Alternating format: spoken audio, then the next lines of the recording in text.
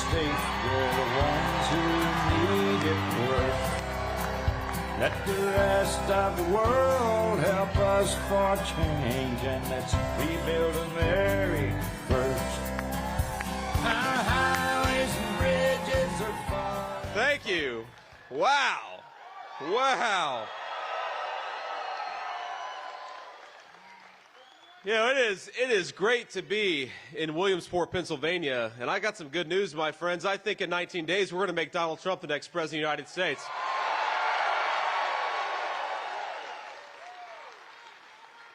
Now, before we get started here, I want to give just a few shout-outs because we've got some great local leadership here, some great national leadership here, starting with Congressman G.T. Thompson. G.T., give a wave to everybody. There's G.T. Of course, we've got his great colleague, Dan Muser. Dan, where you at?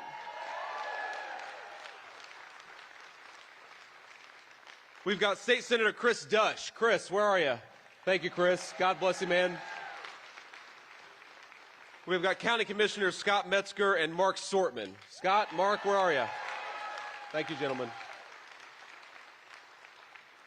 Now, I'm very happy to be joined, of course, by these incredible local leaders. I'm also thrilled to have my wife and son are here with us today. And you guys saw Usha.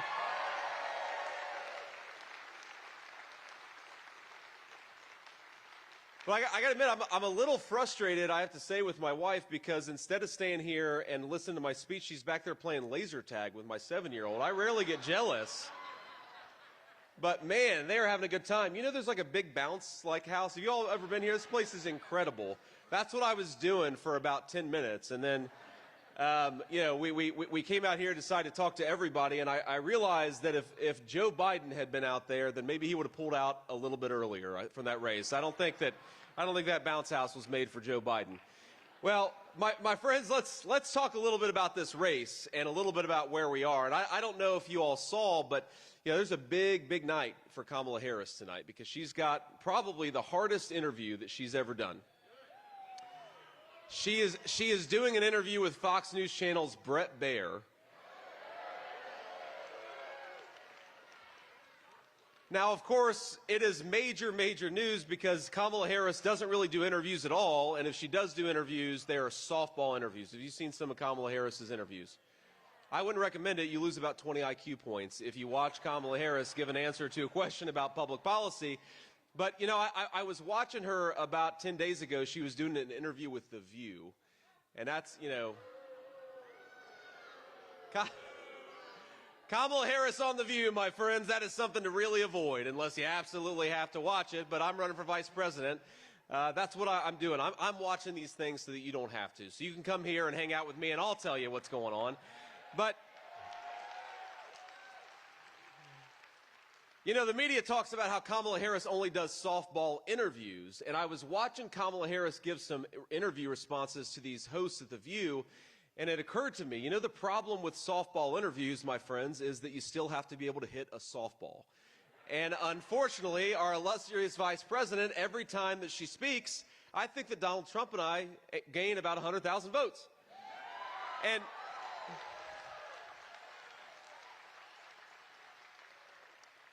yeah, we can all laugh about it. We can all talk about it. But it's actually the truth behind it is a little bit frightening. Because we have a person running for president of the United States who doesn't care enough about the details of the governance of this country to answer basic questions, even when those answers are very easy. Now, let's talk just a little bit about Kamala Harris. The theme of her campaign is that she has never seen, has never been in the room with, and doesn't even know the name of the current president of the United States.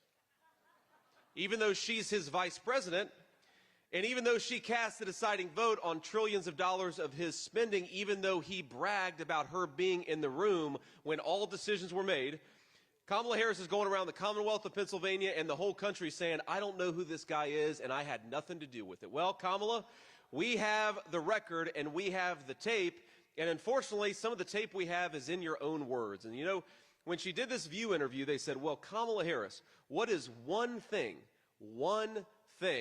that you would have done differently than Joe Biden over the last 3.5 years? And you know what she said? Nothing comes to mind. That is, I think, the official tagline of the Kamala Harris campaign for president. Nothing comes to mind, right? That.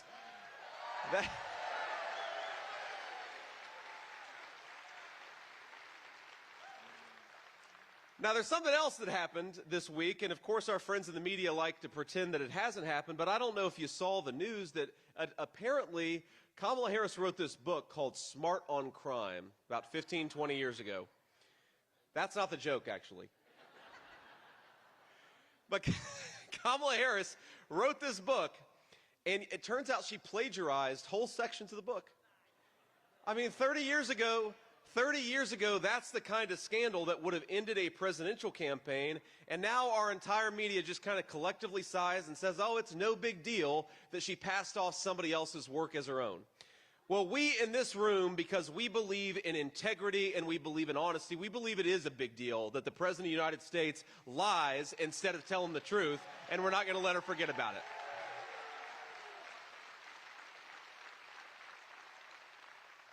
And it's not just what she copied, but it's where she copied it from. You know, I wrote a book in 2016 called Hillbilly Elegy. I see some of you have read it. Thank you. And my friends, it's available wherever bookstores are sold if you haven't got your copy. But, you know, I think one big difference between me and Kamala Harris is that I wrote my book and she copied hers from Wikipedia. And I don't think that we want to make the person who copies her book from Wikipedia the President of the United States. We'd like to make a guy who's already done the job as president and did a very damn good job. And that's Donald J. Trump, and that's our guy for President of the United States.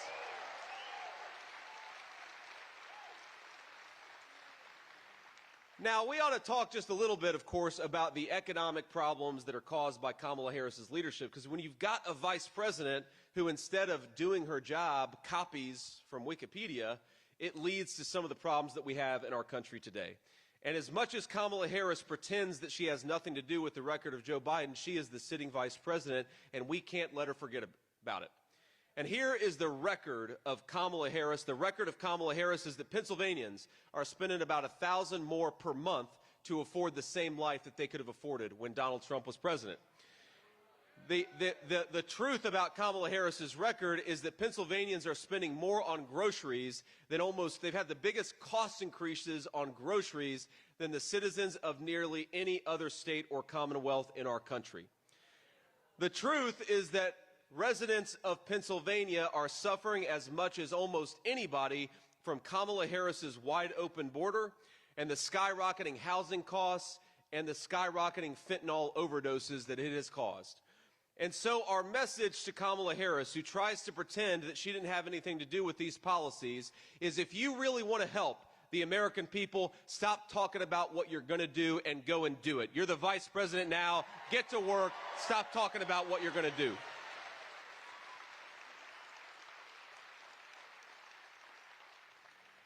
So here's the craziest thing to me about this entire campaign is, if you think about it, this hasn't happened in the lifetime of any person living in this country. The last time we had a presidential campaign where you had two records of achievement.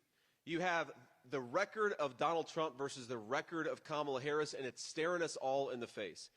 And that hasn't happened in this country in about 140 years. Was the last time you had a true repeat election in the United States of America. So just think about this. Donald Trump lowered taxes for working people in the United States of America. Kamala Harris has promised and, in fact, has raised them. Okay? Kamala Harris opened the American southern border and wants to give Medicare and free benefits to illegal aliens. Donald Trump, our message to illegal aliens is pack your bags, because in 4 months you're going home.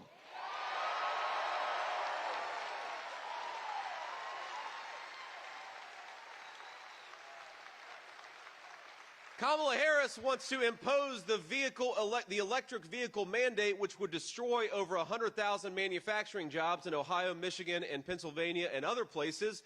And Donald Trump wants to empower you to drive whatever in the hell car you want to, because this is America, and we believe people ought to do what they want.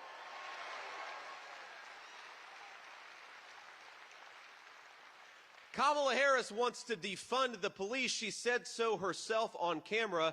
Donald Trump wants to back the blue and fight for our law enforcement and safe communities for everybody.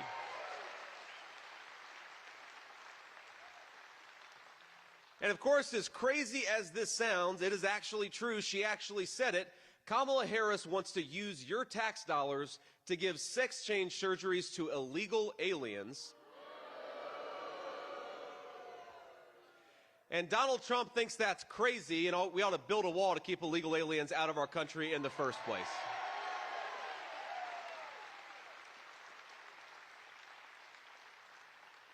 Now, when you ask Kamala what she wants to do, like cut out the slogans, Kamala Harris. What are you actually going to do to lower the cost of groceries and housing? Because they've skyrocketed under your leadership because of your policies. She'll say something like, well, I grew up in a middle-class family. Or you say, Kamala Harris, look, there is a war breaking out on every continent in the world, and we all know that when our leaders screw up and cause the world to set on fire, it's working class and middle class Marines and soldiers who go and pick up the pieces. So we need a president of peace and stability. But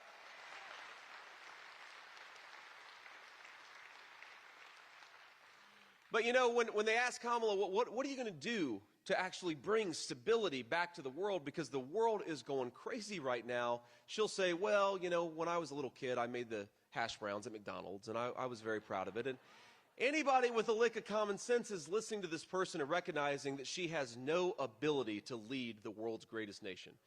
And I think, you know, I'm sure a lot of you agree with us on most of the big policy issues, so this is maybe more to the folks who are watching at home, or, you know, we'll see some of the media clips. We got to ask ourselves not just if we agree with the political leaders that we choose on the issues, but whether they've got the basic competence to do the job in the first place. And if Kamala Harris, every time they ask her a question, she can't answer basic details about how she wants to govern this country, then how can we ever trust her in a room with Vladimir Putin or Xi Jinping? The answer is we can't. So let's send somebody we can trust. Let's send Donald J. Trump back to the White House.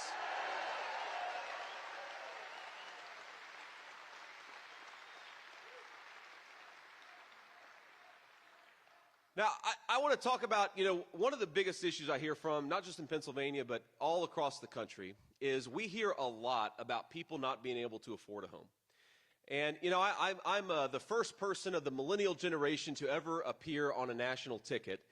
And I know that a lot of folks in my generation, they're frankly very angry at something that they would like to be able to do that their parents' generation could do, but they can't, which is to afford a nice home on a normal job in their own community. And Donald Trump and I want to rebuild that American dream. We want to make it affordable for our young people to buy a home in the nation that their parents and grandparents built. That's a simple thing that we can get back to if we've got better leadership. But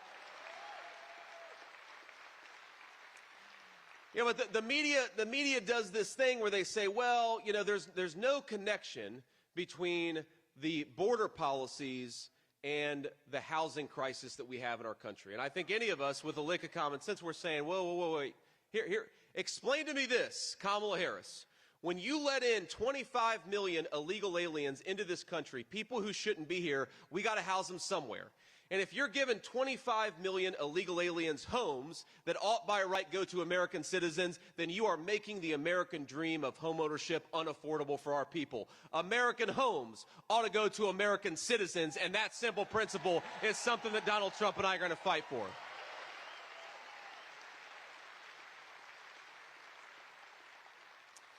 But we know, of course, it's not just the price of housing that has been made worse by this terrible border crisis. This is an unbelievable and unspeakable human tragedy that has affected thousands and thousands of residents of this state.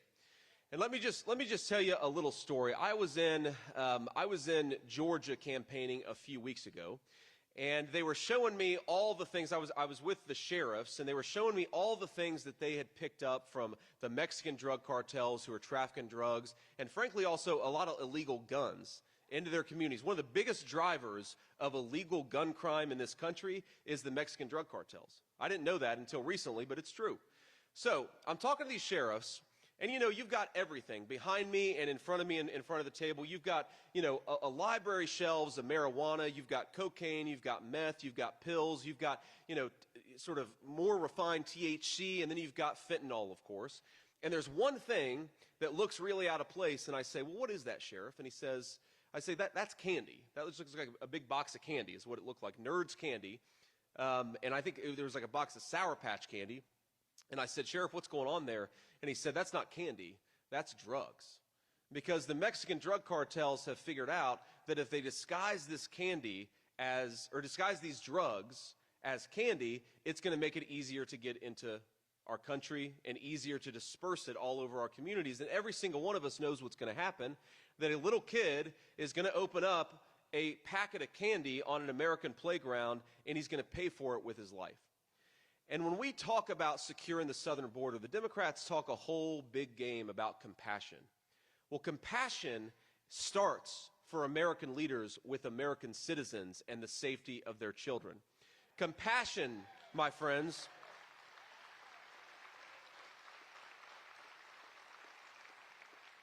compassion starts with securing the southern border and not letting this poison into our communities in the first place. Compassion starts with giving American citizens who are caught up in this terrible problem of addiction the opportunity to have a second chance before they take something laced with fentanyl and it destroys their life. Our message to Kamala Harris is that we want our leaders to be compassionate, and we are a compassionate people. But the American president owes his compassion first and foremost to the American citizens who built this great country, not to people who don't have the legal right to be here in the first place.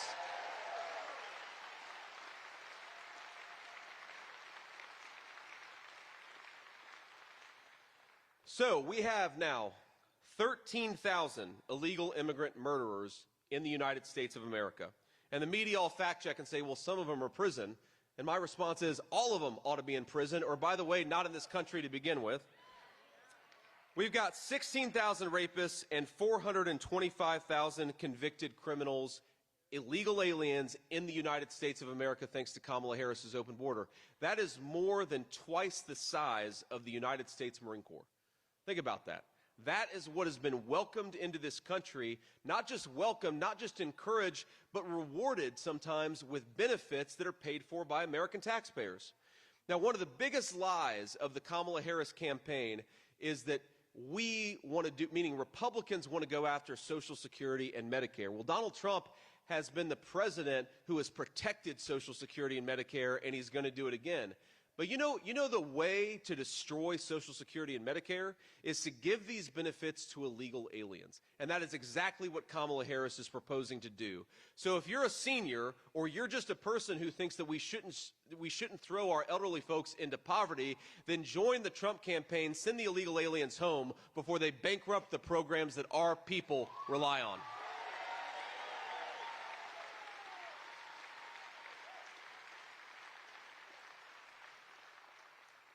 Now, just a couple more thoughts on this. This is just in Pennsylvania. There are 251,000 illegal aliens in the Commonwealth of Pennsylvania. That's unbelievable. And here's another crazy statistic. 72,000 students in Pennsylvania schools are the children of illegal immigrants in this country. Now, think about this. How can you possibly expect to give Pennsylvania children the education they deserve if 72,000 people in their schools, a lot of them don't even speak the local language? That's going to stress our school system, and we know that it already is. So whether you're a public school teacher, a private school teacher, whether you're a parent of a student, or just a person who believes Pennsylvanians deserve a high-quality education, whether they're rich or poor, we have got to get control of this border, and that is exactly what Donald Trump promises to do.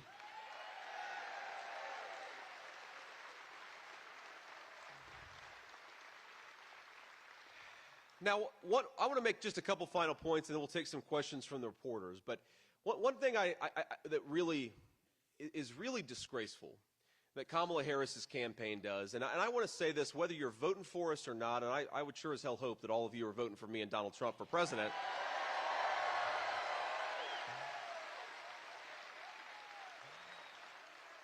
But we know, some people watching at home, we got a lot of cameras here, might be still making up their mind. I want to say something because I think that, in fact, I feel very confident that we're going to make Donald Trump the next president, my friends. I really do. Things are going good right now. But, to the folks watching at home, I want you to know that we care about the First Amendment in this country. And I want to bring it back to the illegal immigration issue because, look, what Kamala Harris, one of the biggest differences here is that Donald Trump, even if he disagrees with you, he will fight for your right to speak your mind and think what you want to think in the United States of America. That is the First Amendment. There's a reason the founders put it first. But if you look at Kamala Harris and you look at the way her surrogates and her campaign have responded to this illegal immigration problem, you realize that their solution to the illegal immigration problem in the United States of America, their solution to the economic crisis that's making groceries and housing unaffordable, it's not to deal with the problems and it's not to listen to the citizens, it is to silence people.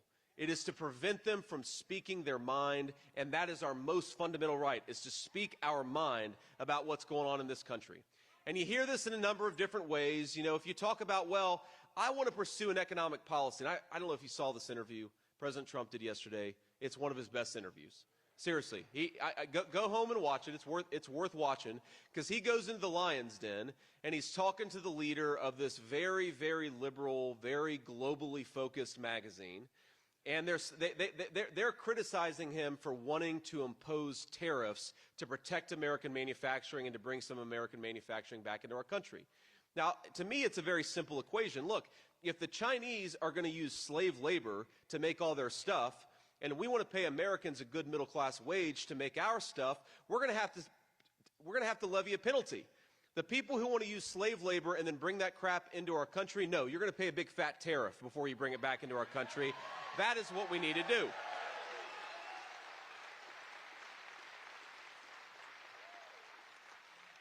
But this guy trots out and says, well, this person with this degree and this person with this credential says that this is not a good economic policy. And Donald Trump said, I don't care what they say because, one, they've been wrong for 25 years, and they have.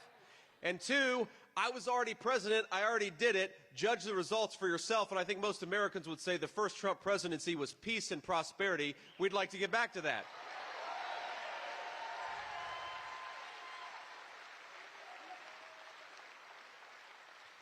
But think about this. When they say, well, this person with a fancy degree, or this person with a great credential, and I'm not against education, by the way. I'm an educated man. I'm sure there are a lot of educated people in this room. But it's one thing to use your education to learn, and it's another thing to use your education as a weapon to tell your fellow citizens to be silent about the problems in their own country. And that's a big, big difference. And so when they say, oh, no, Donald Trump doesn't know what he's talking about, or you shouldn't dare support Trump's economic policies because this person said it's wrong, you can point and say, I can judge by my own eyes, and Donald Trump's presidency was a success for me and my family, and that's what matters. And they do it.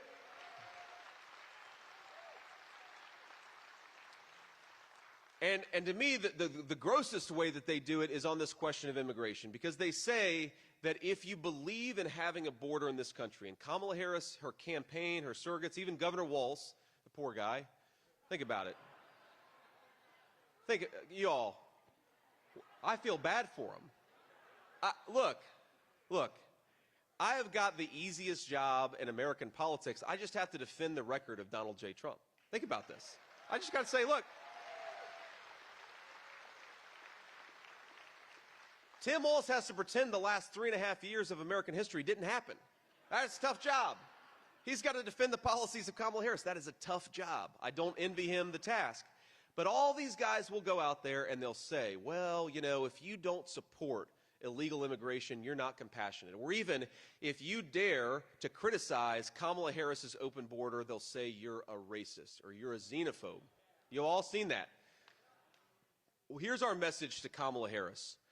You should stop talking to your fellow citizens like they're subjects instead of your equals.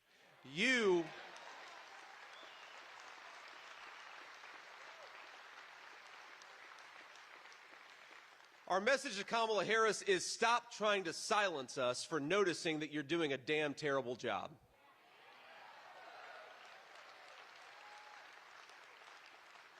And our message to Kamala Harris is there is nothing racist about loving your country and securing your border, and it's disgraceful for you to call us names instead of doing your friggin' job. Go do your job, Kamala Harris. Stop calling us bad people.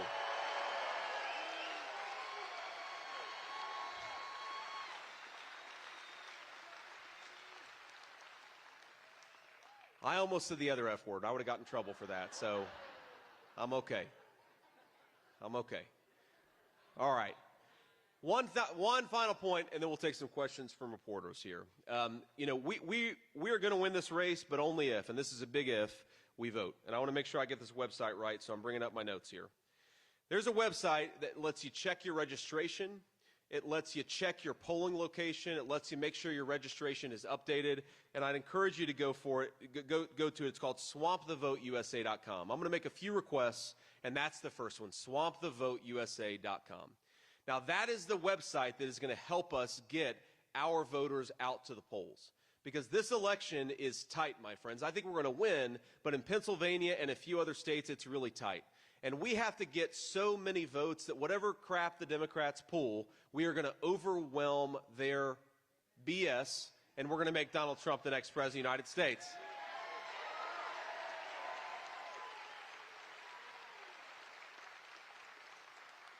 And I think, by the way, look, I know a lot of folks are frustrated by what happened in 2020. Trust me, I'm frustrated. But we have done more, the RNC has done more on election integrity in the past 3 months than the Republican Party had done in the last 3 years. It's a record to be proud of. And I won't tell you that everything is perfect, but I will tell you we're doing a lot better now than we were 4 years ago. So make sure you get out there and make your voices heard. And don't look, I am the biggest critic of election season in the world. But it is what it is. And if they're going to have a 30-day election season, then Republicans need to take as much advantage of it as Democrats, and that includes all the independents and Democrats who are going to vote for Donald J. Trump. So get out there, do the early voting, do the absentee voting, vote however makes the most sense for you, but trust me, there's a whole scientific data obsession behind this, that if we bank enough votes by election day, Donald Trump is the next president, and if we don't, Kamala Harris is. So save us all from that nightmare and get out there, make your voices heard. And here's two more things I'm going to ask you. Third, I want you to get out there, and I want you to vote not just once, but I want you to vote 10 times.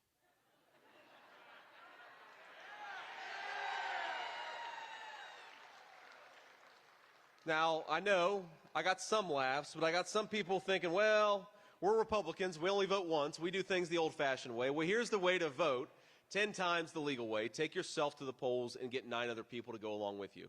Because I know,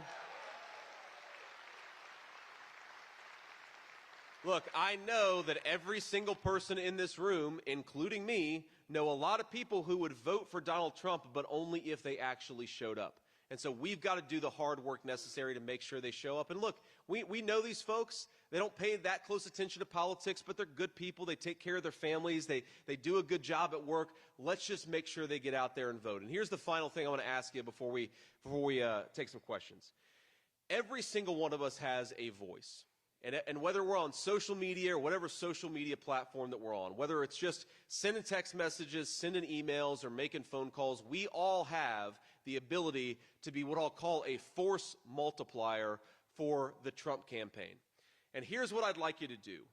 Whether it's right now or whether it's when I'm taking questions from the reporters, take out your phones, take a photo, post it on social media, and say why you're voting for Donald J. Trump for president. Because think about this. We've got, I don't know, it looks like over 1,000 people in this room. That's a guess.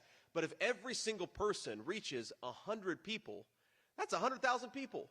That's 100,000 people that we can cut through the BS and we can cut through the dishonesty of the press, and we can just get the message that we're going to make this country great again.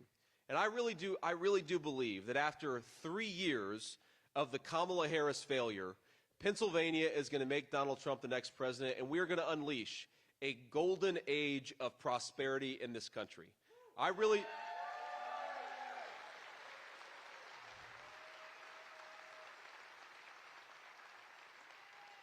And it's up to us. If you want higher inflation, more chaos, and more open borders, well, Kamala Harris is your gal.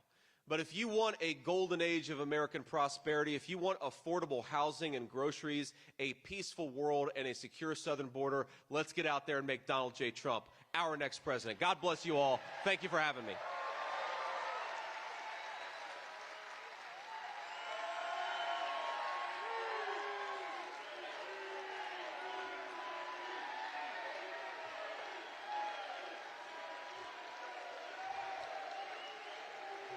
Thank you, thank you.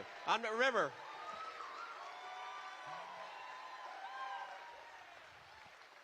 I'm so grateful for the warm reception. I'm not getting out of here just yet. We'll take some questions from the reporters. And what I'd ask here is that we start out with folks who are local. I think we have a little time here, so I'll try to answer as many questions as we possibly have. But let's start with a few local reporters. Hey there, Senator. Peter Zampa, Gray Television. First, a couple of days ago, former President Trump suggested that if necessary, the military step in and handle what he calls the enemy from within on Election Day. What exactly does that mean? Yes. And then second, if I could. Go ahead. Oh, you can answer that one first if you like.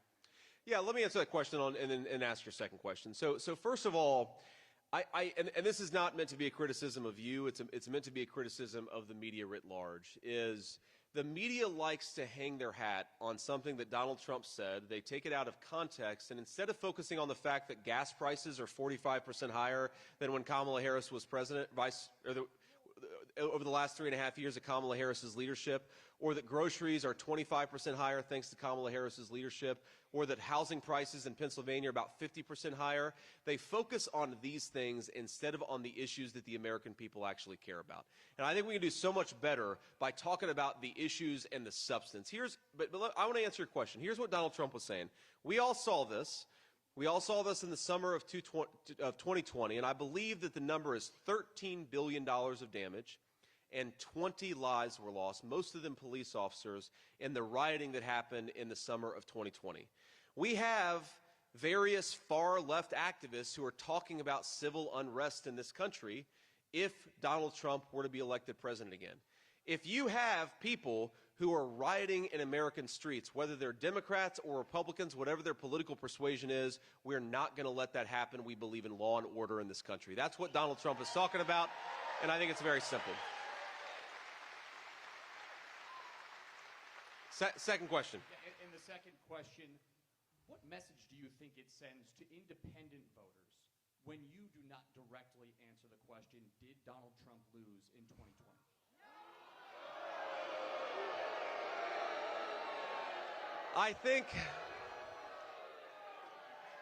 Sir, look.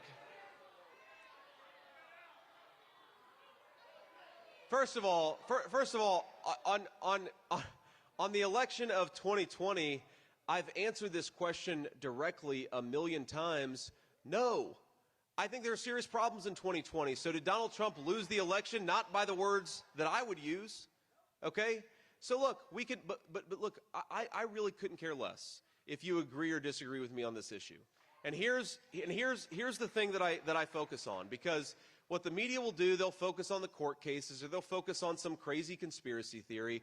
What I know, what verifiably I know happened, is that in 2020, large technology companies censored Americans from talking about things like the Hunter Biden laptop story, and that had a major, major consequence on the election. Now, let's take that as a baseline reality. Even the journalists who constantly fact-check me admit that that's real. Well, okay. You could say, well, let's say your view is that happened and we still think Trump lost, or that happened and we think that means Trump won. Who cares? It happened. Censorship is bad, and that's the substance of what we're focused on, and that's what we care the most about. And here's the final point that I'll make is, you know what I care a lot more about than what happened 3.5 years ago? Is what Kamala Harris has done over the last 3.5 years and what she's going to do if the American people give her 4 years in office. It's a disaster. We know that it has led to terrible, terrible consequences for the American people, and that's what we're focused on. And, you know, one final observation here. I've been asked just in the past 2 weeks, I think I've been asked probably 8 or 9 questions about 2020, and I give an honest answer because I think it's important to ask the question or answer the questions that are asked. But how many questions have I been asked about why Pennsylvanians can't afford gasoline?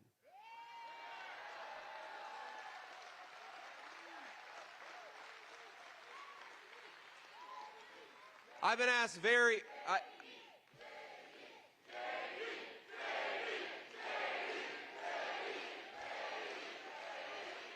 Thank you. I've been asked very, very few questions about why Pennsylvanians can't afford food and can't afford housing.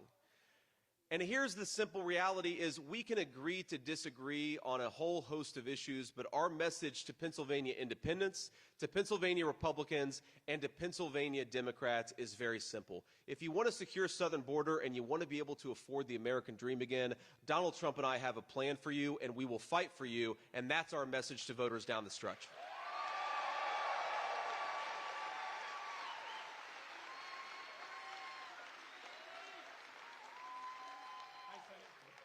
Hi, Senator. Jake Sarwar from Fox 56 Wolf. Just wanted to know how the Trump-Vance administration would plan to improve the education system, including keeping necessary leadership activities like Future Farmers or even FBLA, the Future Business Leaders of America. Yeah. And what's the second question?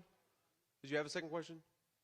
I do. It's unrelated to education. Okay, fine. Okay, yeah. I'll answer this question. Look, it's first of all, we're motivated by the simple principle that every child, rich or poor, deserves to have a high-quality education in the United States of America, and we are failing our kids right now. We're failing our kids in a big way. Now, we're failing our kids in a couple of important ways. Number one, we've got a lot of taxpayers coming from the a lot of tax money coming from the Department of Education that is funding radical curriculums instead of funding the curriculums that are going to teach our kids how to read, how to write, and how to do arithmetic. We got to get back to common sense education.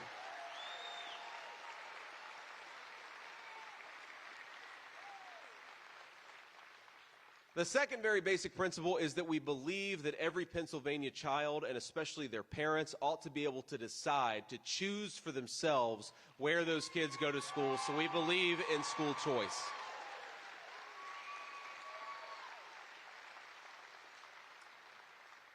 And we believe that if we empower parents more with more choices, that's how you best preserve those programs for kids because they matter. They teach character.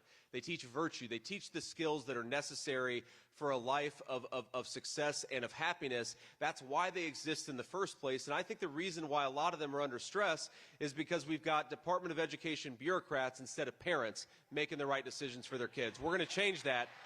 And I know you had another question.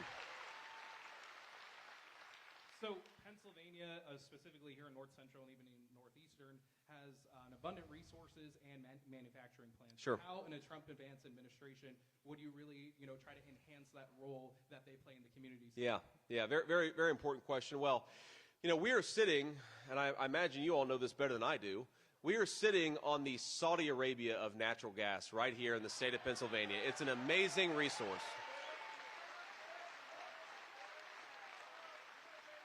And again, the contrast between these two candidates and these two visions could not be different. Kamala Harris wants us to buy oil and gas from tin-pot dictators all over the world. Donald Trump wants us to buy it from our own people, our own workers, and our own territory. Drill, baby, drill. That is the way to achieve energy independence. But the energy, so 2 ways you got to protect manufacturing. First connects to energy, so let me address that. We all know that one of the biggest drivers of cost for our manufacturers is energy, right? If you're manufacturing steel, you use a lot of natural gas because you can only manufacture steel at really high temperatures. That's true for almost any manufactured product. So if we unleash Pennsylvania energy workers and we lower the cost of energy, I believe this is why we talk about a golden age of prosperity. We're going to have a manufacturing renaissance, the likes of which this country has not seen in 150 years. We're going to rebuild the greatest industrial power in the world, and we're going to start with Pennsylvania energy as the foundation.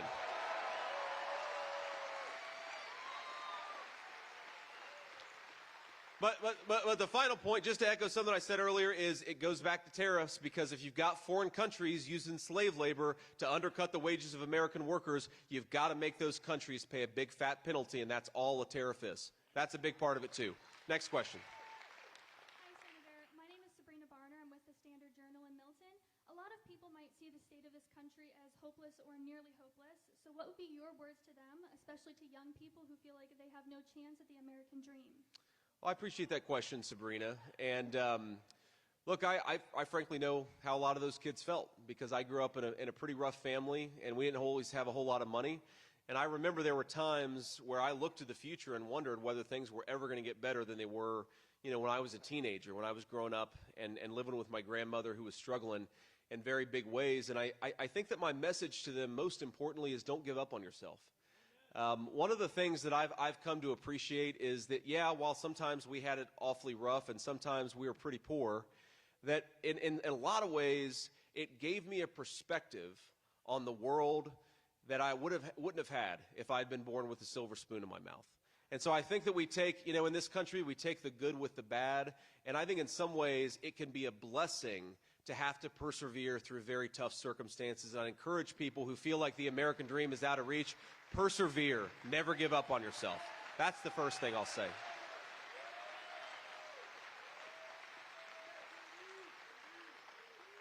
But the second thing that I'll say is that while we got a lot of people who are living paycheck to paycheck, who can't afford to pay off their credit cards, who are struggling and worrying about the future, don't give up on yourself.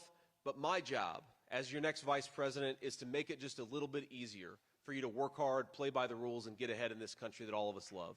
And I know there are a lot of people out there who feel like the American dream is unaffordable. I talk to a lot of young families, young couples who'd like to buy a home and start a family, have a baby, and they feel like they can't because things are too expensive. One of the things that I promise is that when Donald Trump is in the White House, we will fight every single day for you. We'll fight to make the American dream more affordable, and we will rebuild the greatest engine of prosperity the world has ever seen. We've got to get better leadership in there, so go and vote for Trump. That's the final thing I'll say. Go and vote for Trump by November 5th. Thank you, Sabrina.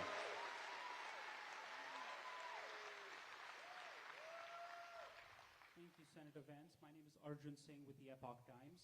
Across Pennsylvania, Vice President Harris has been talking a lot about abortion rights, an issue that you and President Trump believe should be left to the states to decide. Sure. But that question is different from what you think the states should do once it's in their hands and what you believe is morally right or not.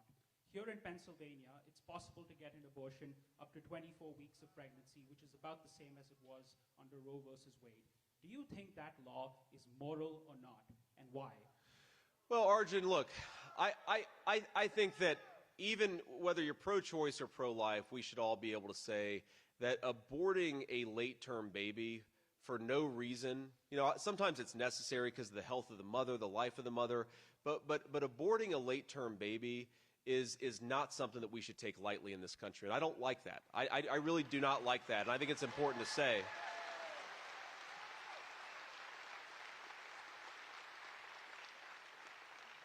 Now, Arjun, I, of course, come at this from a different perspective from Kamala Harris and a lot of Democrats. I want us to protect every vulnerable life in this country, and I think that's really important.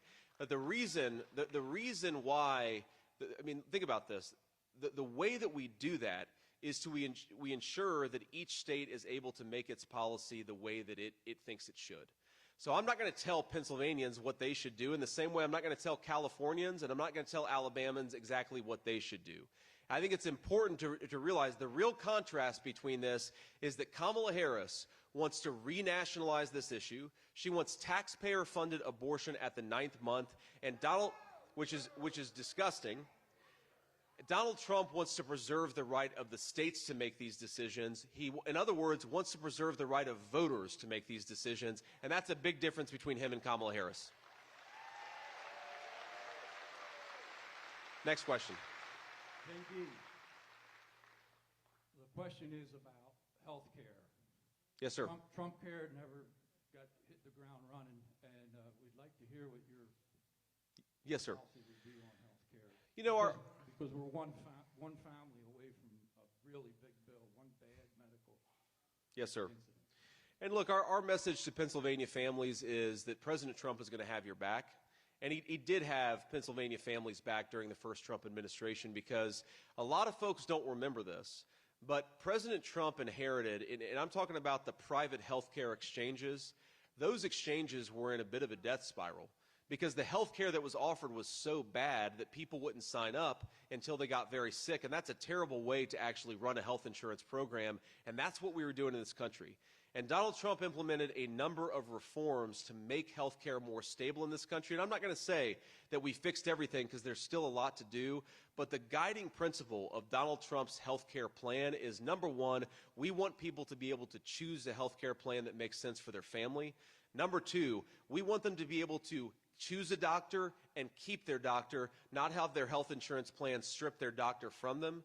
And number three is we want transparency and the prices that people are paying. There's no service in the world where you go in and you have no idea what you're actually buying or how much you're actually buying it for. And we think that's one of the main reasons that the healthcare is broken. And by the way, this looks or presents very different problems depending on the issue that we're talking about. Okay, so let me give you an example.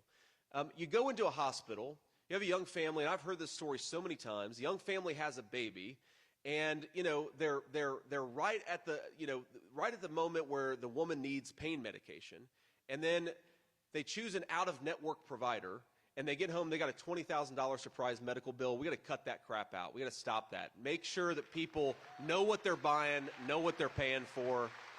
That's really important. But then let me give you another illustration of this problem. You all would probably be shocked to know, or maybe you wouldn't, that Europe pays lower prices for drugs that were invented in this country than Americans do. Well, that's unfair, and that's ridiculous, and Donald Trump's going to change it. In fact, he fought to change it his first 4 years, and then Biden and Harris undid all of his important work. People don't give Trump enough credit for this, but towards the end of his administration, he really took on big pharma so that Americans would pay lower costs for prescription drugs. He wants Europeans, in the same way that Europeans have to pay more for their own defense, they've also got to pay a little bit more for their own health care and stop freeloading off the United States of America. That'll lower costs for Pennsylvanians, and that's an important thing we got to do too. Thank you, sir. Yeah, Dave Kennedy from the Williamsport Sun-Gazette. What would you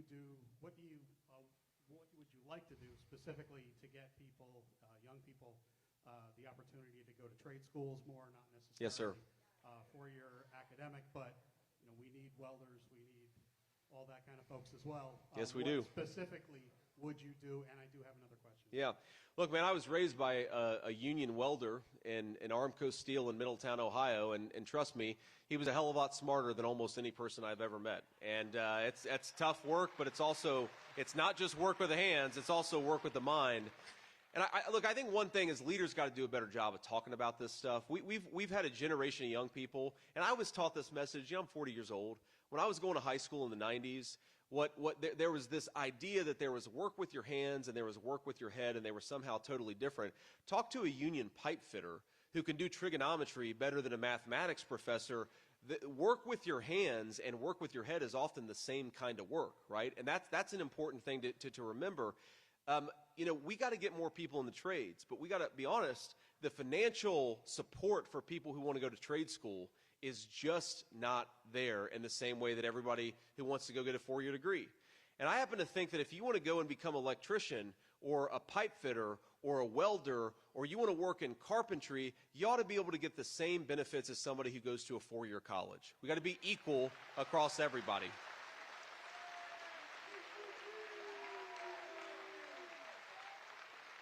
And sir, that comes when things like Pell Grants. You can't get Pell Grants if you want to go to trade school. That's 529 accounts. You can't really use those for trade school. We've got to just give everybody the opportunity to choose the life that they want. And then at the same time, leaders have got to talk a lot more about the fact that there is honorable, great, smart work in the trades. And we got to do a better job of communicating that message as leaders of this country.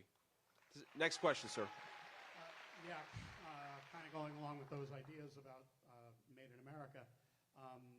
There are a lot of people concerned about the cost of tariffs being passed along to U.S. consumers because, as we both know, tariffs are paid at the U.S. ports, not by countries, but by companies when goods are imported into the U.S. How do you all plan to address that? Yes, sir. So I understand the question, but I think I disagree with the premise in this way, that the assumption that tariffs always lead to price increases for consumers ignores that companies only pay the tariffs if they decide to manufacture overseas in the first place. And this was, Trump. I mentioned that. I mentioned the president, made this argument or did this great interview yesterday. And again, I'd encourage you all to watch it. But this guy who's interviewing kind of asked the same question that you just asked, sir. And he says, "Well, these tariffs, these companies are going to pay all these tariffs." And Trump said, "No, they're not." And the guy kind of looks at him kind of confused. And Trump says, "They're not going to pay anything so long as they make it in America." And that's the whole point of a tariff in the first place, is to make more things in America.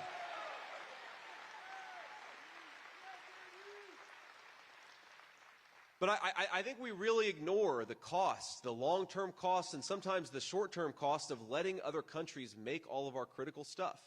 And sometimes it's hard to put a dollar value on this stuff, and sometimes it's really easy to put a dollar value on this stuff. Because remember, at the height of the COVID pandemic, when we were trying to get hospital gowns and masks, and I'm not talking about masks for 3 years old, I'm talking about masks in hospitals for doctors to use when they're doing surgery, and we couldn't get that stuff because the Chinese and other countries made it. So everybody said, well, if you just let the Chinese make everything, it's going to lead to cheaper and cheaper goods. Well, the Chinese are making more of our stuff today than they ever have, and frankly, things are more expensive than they should be. That's a fault of Kamala Harris's leadership and a generation of failed leadership in this country. Donald Trump is going to change it. We're going to make more of our own stuff, and we're going to actually get better prices for consumers in the process.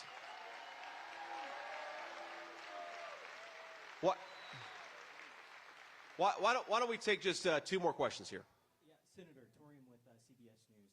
After just saying that you do not believe Donald Trump lost in 2020, what would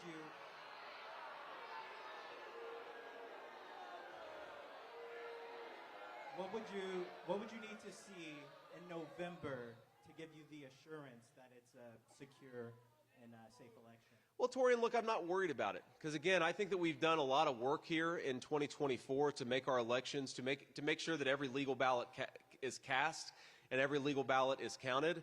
I think, number 2, you don't have technology companies interfering in the election in the same way they were in 2020, though they still are a little bit. And I think that's a problem, Torian.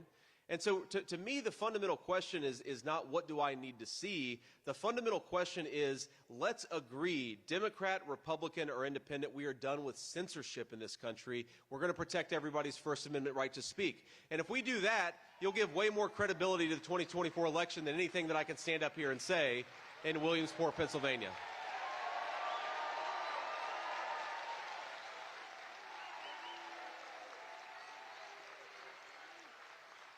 We'll do one more question.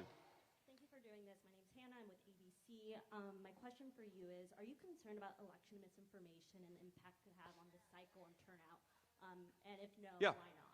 Oh, look, Hannah, that's a good question. Yes, I am worried about it. In fact, I talk to people every now and then who will come up to me and say, well, there are too many problems out there. We don't trust the people who are going to count our ballots, and so I'm not going to get out there and vote. That's the exact opposite attitude you should be taking.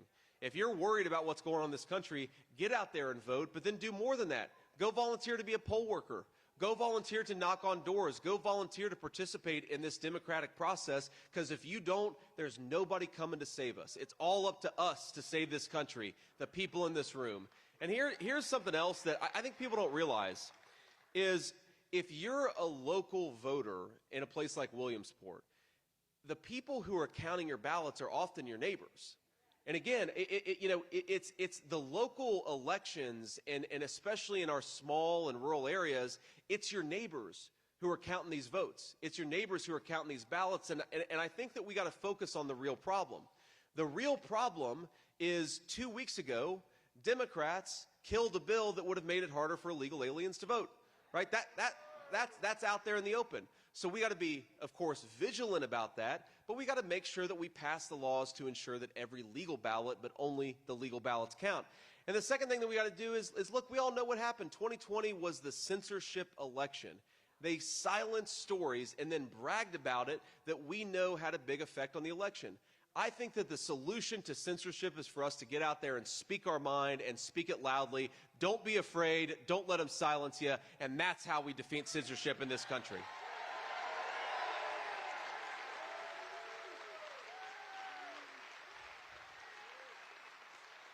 So, look, I want to just leave you with one final thought here, because that was our last question. So, as I mentioned, my wife and my son are running around here somewhere, and I will tell you that one of the coolest things about this, meaning running for vice president, is I get to see this country through the eyes and through the perspective of my family.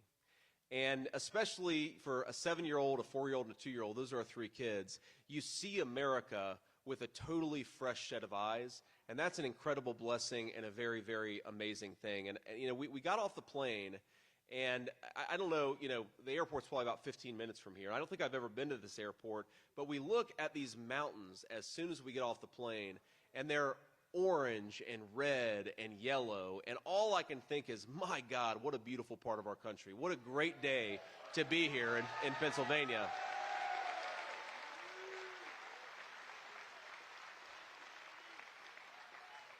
But you think of that beauty, and you think of the incredible natural resources that we have, and then most importantly, think of just the people every single day, waking up, building the things that we rely on, serving in our military, keeping our communities safe. We have got the greatest country in the history of the world, but it's only gonna stay that way if we fix the broken leadership in Washington.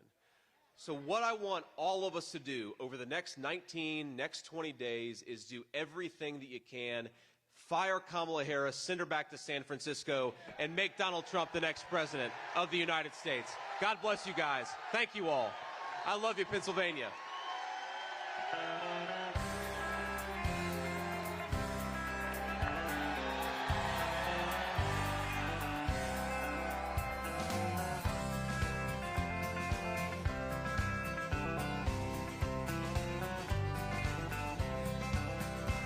Why don't we liberate these United States? We're the ones who need it worst.